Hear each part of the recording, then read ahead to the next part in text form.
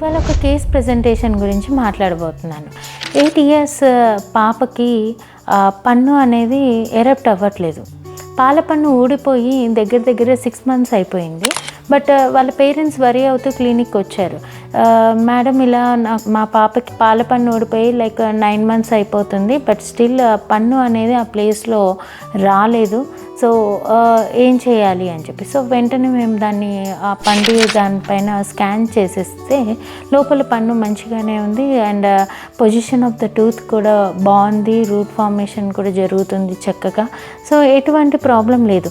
మరి ఎటువంటి ప్రాబ్లం లేనప్పుడు ఎందుకు పన్ను బయటికి రావట్లేదు అంటే, సమ్ టైమ్స్ ఏమవుతుంది అంటే మన గమ్ అనేది ఆ ప్లేస్లో థిక్నెస్ ఎక్కువ ఉంది అంటే పన్ను అంత ఈజీగా బయటికి రాదు పిల్లల్లో. సో అలాంటప్పుడు ఏం చేయాలి అంటే జస్ట్ అక్కడ చిన్న అనస్థీషియా ఇచ్చేసి నొప్పి లేకుండా, అండ్ నెక్స్ట్ ఆ ప్లేస్లో చిగురు గమ్ కొంచెం మనం కట్టించాము అంటే మీకు ఆ పంటికి ఒక దారి ఇచ్చినట్టు అనమాట. కొంచెం కట్ చేసాము అంటే మీకు నార్మల్గానే ఆ ప్లేస్లో పన్ను అనేది ఎరప్ట్ అయిపోతూ ఉంటుంది.